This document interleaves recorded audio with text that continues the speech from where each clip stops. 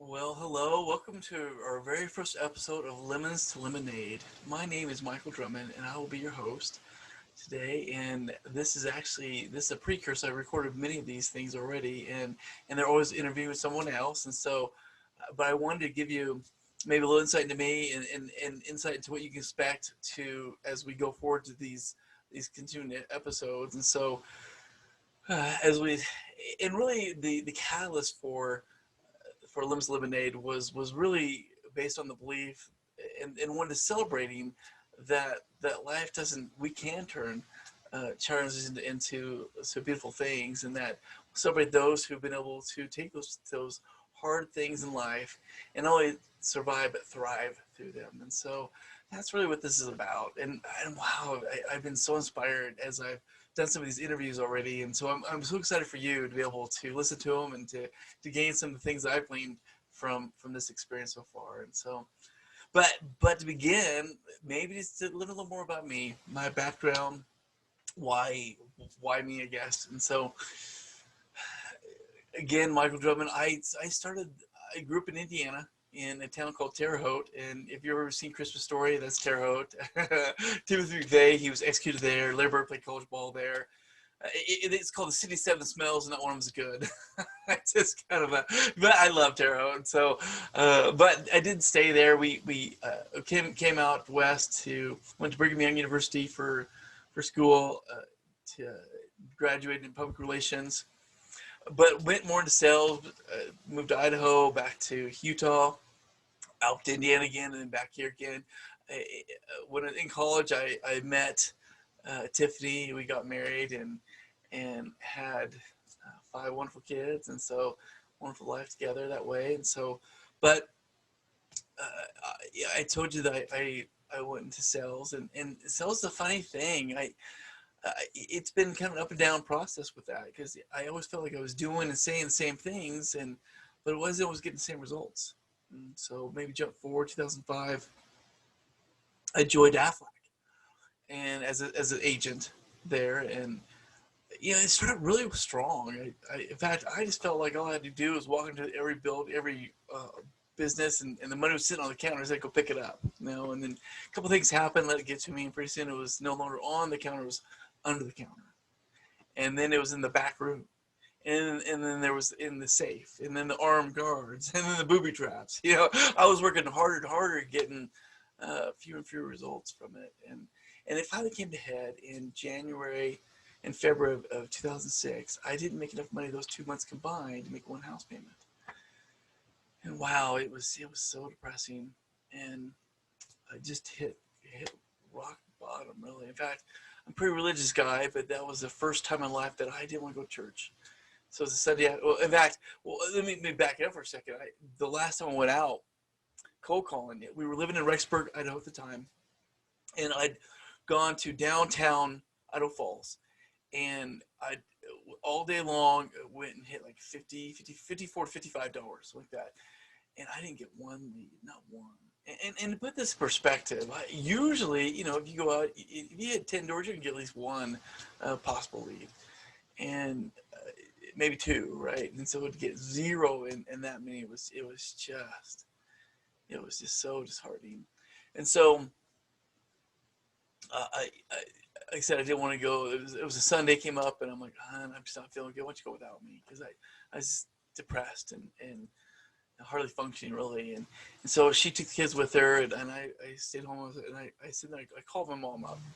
And I'm like, Mom, my life sucks, because things were just so challenging, and so, well, she said, Michael, you gotta go check out this website, and it was Leslie Householder's website, and she had a couple books you download. One was As a Man Thinketh by James Allen.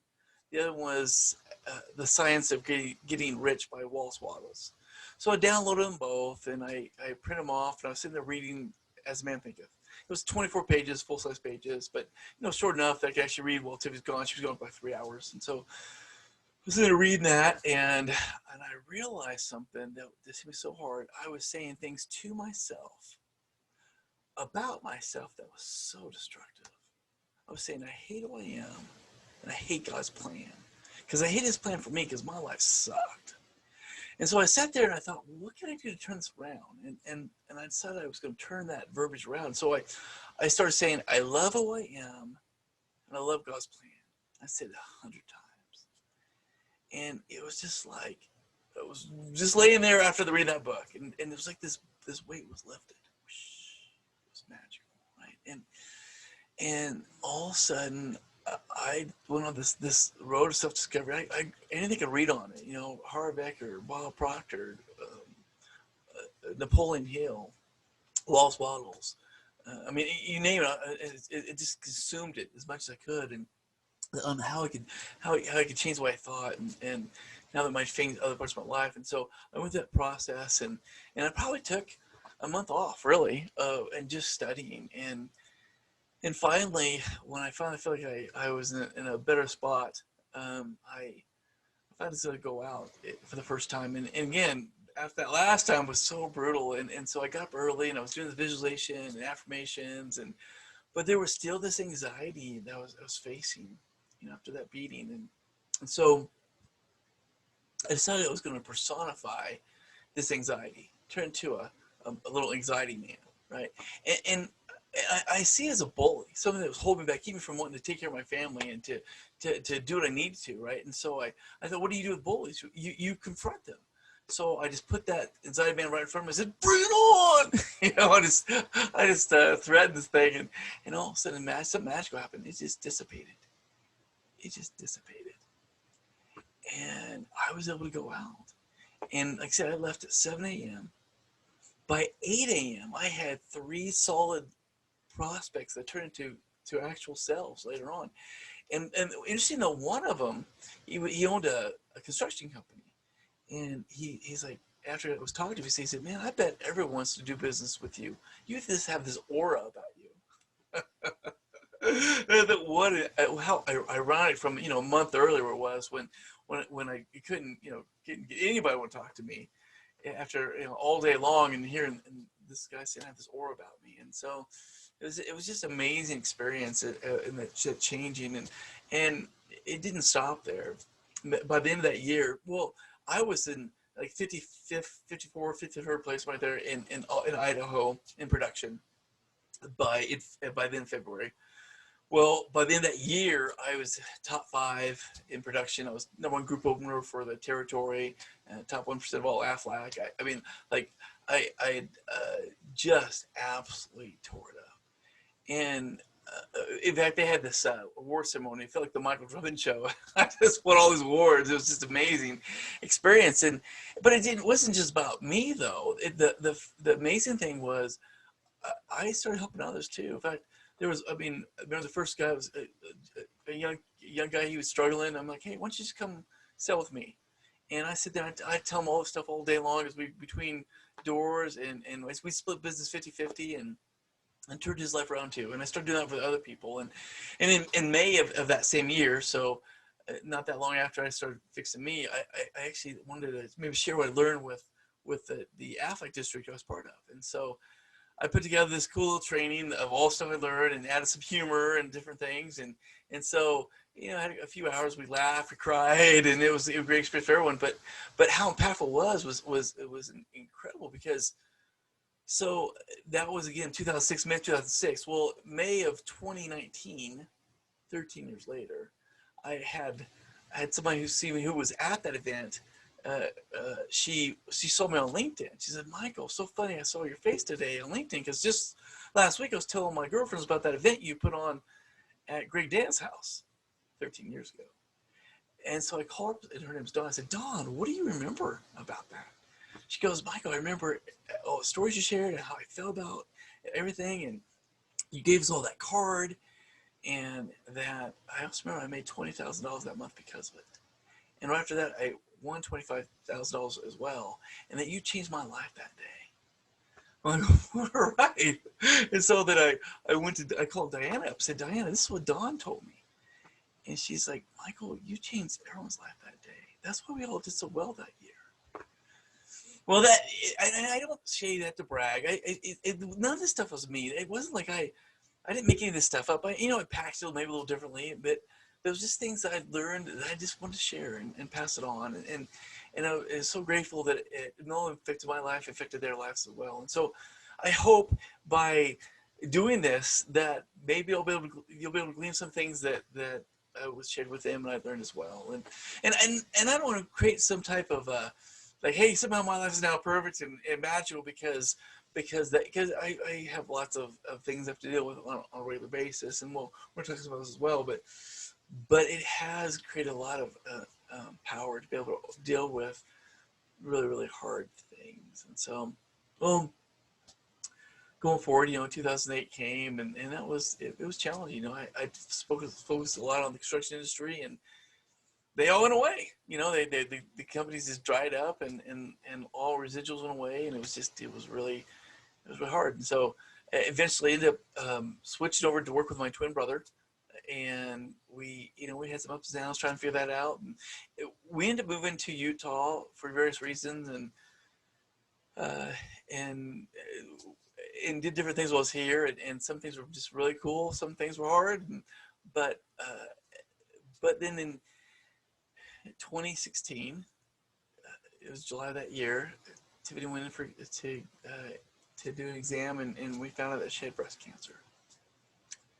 And so that was a very life-changing experience.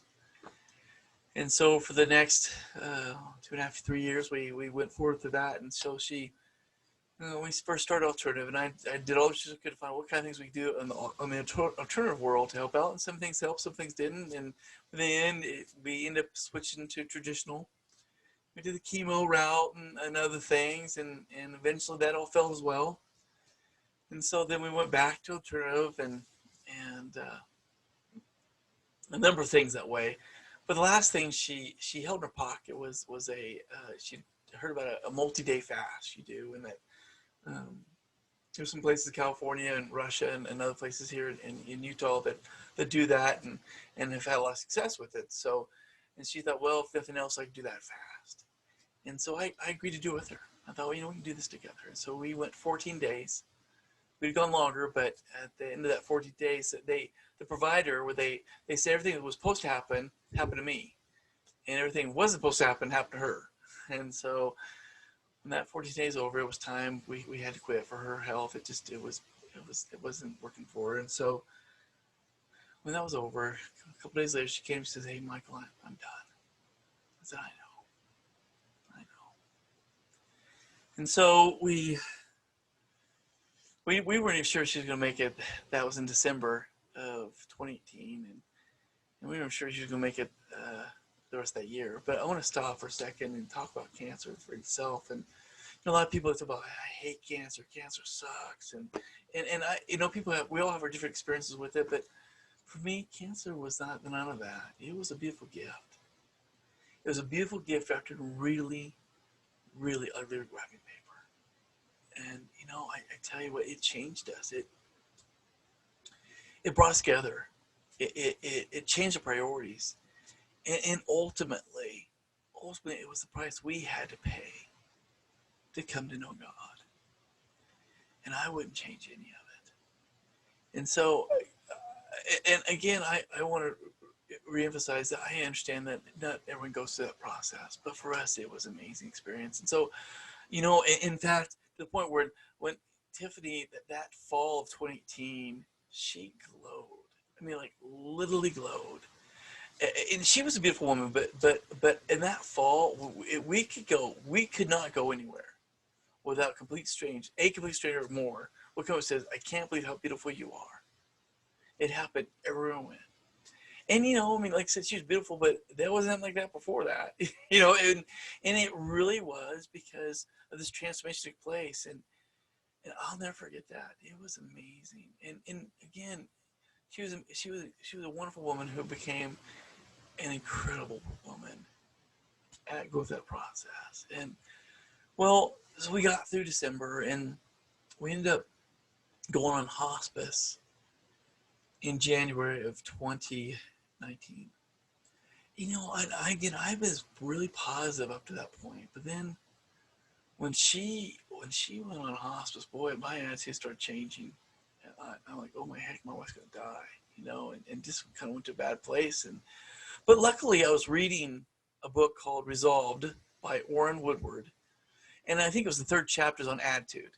And I remember reading this thing, and we've all read this before, and it says, life's 10% that happens to you, and 9% how you respond to it. Well, I read that and it hit me so hard. I realized that her getting, cancer and her going to hospice and ultimately her dying, that's the 10%. So what am I going to do with the 90%? And so I just sit there and just a 180 and just started changing my attitude. And it was a powerful transformation that took place that day. And so went forward and it was fascinating to go through that process. I was able that last year to actually take, we made it so I was able to spend the whole time with her and become her primary caregiver. And so and watched her the whole decline, and luckily she did pretty good till that last month we started seeing real one. Really, the last week was a real thing, and but there were some tough times in that process. She breast cancer does three things. It goes the liver, the bones, and the brain, and ultimately she died of liver failure. But when it does go to the liver, it starts to poison the liver, and that starts to affect your personality. And so there's a couple of months where it was hard to see those changes, and it was hard. But man, I tell you, I felt like it was a beautiful gift that last month she became so kind, so sweet, so loving. And that last few days, she was like a little kid, like truly like a little kid. And remember the Sunday before the Wednesday that she she passed. She was we tried to we had a hospital bed in the bedroom. I was trying to get her to sit down in the hospital bed and go to bed. This is like midnight, and she sat down and she does this type of thing, and then she gets up. She starts to shuffle, run, and we grabbed her, like, what are you doing? And just like she's like, you said we're gonna go someplace. We're gonna go someplace. Just like that, and so we thought, oh, we gotta do this. And so we all got into the expedition. We drove up the canyon just to kind of where the Sundance turnaround was, and we head back down the other way just so we could get out for her. And then she thought it was able to calm down and go to bed that day. But it was interesting. There's a point when they can no longer communicate. They just quit talking, and there was a point where she was there, and those are pretty stressful times because you're still trying to make sure the mouth is moist and that they have enough medication, but you're not choking them. I mean, as you put in their mouth and stuff, and it's stressful, and but there's that point, and I remember just having this talking to her, and just saying, "Hey, hon, it's okay. We're gonna be okay. You can go home now." Those type of conversations. And I remember when she took her last breath. I think Michael was watching at the time, my oldest son, and they go, "Hey, come in here.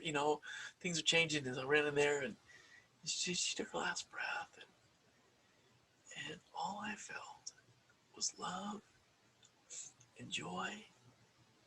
And the Spirit whispered to me that she was in the arms of Jesus. She was having the best day of her life. How could it be sad? How could it be sad knowing that she was having her best day? There were other days that later were sad, but not that day. And then now you're by yourself. You're trying to raise kids. You're trying to figure it all out. You get cut in half, really, and now you get this new identity. So, because since I was a primary caretaker for a year, I not only had I lost my wife, I lost who I was, and you try to do that rediscovery process, and so I went through that, and there was, and in the morning's interesting thing. One thing I always told myself, and I learned this incredible lesson that morning is mandatory, but despair is optional. And I think that's really important to learn. That there's a time frame. There's Ecclesiastes. There's time season for everything under heaven, right? Well, morning is one of those, and that at least the intense morning, and for a lot of people, it's roughly a year. Not that's obviously different, but that's kind of a mandatory thing. That's a healing time, and it's neat. It's a beautiful time, but there is a time when it's not as healing, and it can be destructive, and so I think that something they made to understand and learn that is if you're going through this thing that there is a point when we hold on to it, that they want us. The thing I believe is that sorry, I lost you there. That I believe is uh, that they want us to be happy, that those have gone on, and that the greatest tribute we can give them is to become the best version of us we possibly can be, right? And so we go through that process, and and no marriage is perfect, and so one part of the mourning was not only mourning the future, but sometimes the past, those parts of the marriage that maybe you thought they could have been better, but they weren't, right? And and those are real things for I think a lot of people, and so and I think I was going through some of that, and so at times, and so um, I remember 2 months after she died, I wanted to be able to begin to date 6 months after she died, be ready to do it then, and I knew I wasn't close. I wasn't where I wanted to be physically, emotionally, mentally, spiritually, in any way, right? I started. I created this affirmation that I started to repeat myself, and it was, I'm a funny, positive, beautiful being, emitting massive amounts of love and light, and chicks dig me. So I was saying that to myself over and over again. And then one day, all of a sudden, I was saying that, and I had this prompting, and it was this string of inspiration, and it says, "You don't believe it. It's because the things happen in your marriage that makes you believe that if your wife doesn't love you, how can anybody else? But you can go see these two people that can help you overcome that limiting belief." It was just like that. The two people were Kim Giles and Ed Teal. Well, Kim Giles is a life coach. She is like a 30-year life coach, and Ed Teal he's retired, but he was a VP of training for RC Willey at one time, and so both of them are very successful in helping people in human development. But so I got that thing, and so I reached out to Kim, and I knew before, but so I say, can we have lunch? So we got together for lunch. We were 3 hours, right, talking and just sharing some of these experiences and stories, and I shared that impression I got. And at the end of it, she said, "Well, Michael, tell me a little more about Tiffany." And I described what Tiffany was like, and now Kim had developed a personality profile system called 12 Shapes, and basically there's 12 different personality types, and it's based off of a couple of factors. One is fears, the one's values. The two primary fears are fear of failure, meaning I'm not good enough or I suck, or fear of loss, um, that my life isn't good enough or my life sucks, right? Those are the two different fears. And then the values are people, things, ideas, and tasks. And so when you mix all that together, you get these these 12 shapes. And so, and in hers, I'm a circle. Now, circle is fear of failure dominant, and they value people, so connections, relationships, that sort of thing. And so when we got done telling her about Tiffany, she said, "Well, you're a circle, and Tiffany, she's a diamond." Now, diamonds, excuse me, though they high both fears, they are fear of loss dominant, and their values is task. And so, and she said, think about when a diamond marries a circle, it's almost guaranteed that the circle's going to feel the way you felt, because it was those fears going against each other, clashing, and it was, she always loved you. It was just her fear going against your fear, and that was just an amazing healing experience to realize that I was always loved, and it wasn't like I knew she loved me, but I didn't always feel that, right? And I think it was powerful to go through that process and to find that um, that realization.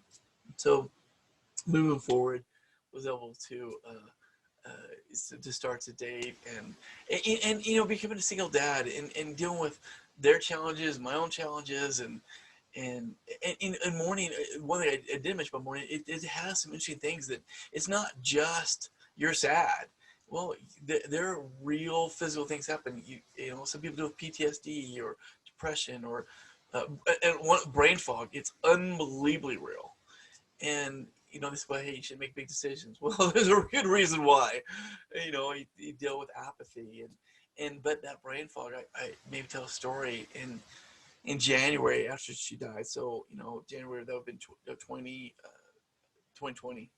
and she, my daughter, she was had a book report, and she asked for some help, and it was just a simple book report, and I didn't have the mental capacity because of this brain fog to really help her effectively, and it was so demasculating and embarrassing, and I know she was upset, and I just couldn't help her, and those kind of things were happening all the time. I mean, I was trying to start a business, but and I communicate real well, sell real well, but fulfillment was a whole nother story. I mean, even trying to write the copy that needed to be done, and the motivation to even get it done every day, and it was just so challenging, and it wasn't really until May of 2020, literally the day of her passing was the day it started to lift.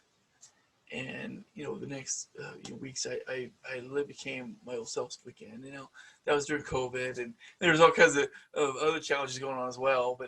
But at least from a standpoint of feeling like I was me again, and capabilities and drive and all those things, at least that had started to come back again. And so you go through those things. And the other thing interesting about being up by yourself is before, if there's something wrong, at least you had each other, maybe part of your fault, part of their fault, but when it's just you, it all falls on you. The buck stops there, and that can be pretty rough at times, and so pushing through that and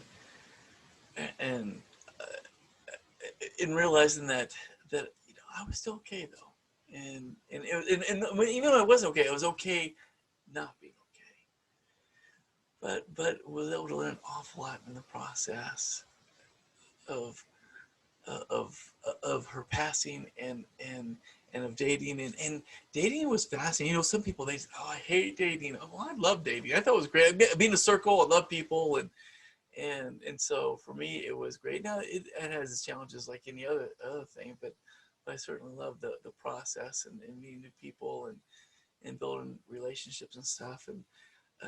But moving forward, there's still challenges, and so one of the things I got to do to help in my healing process was in the early 2020, I started Mornings with Michael, which was a little 1 to 5 minute short story and inspirational thought I did on Facebook.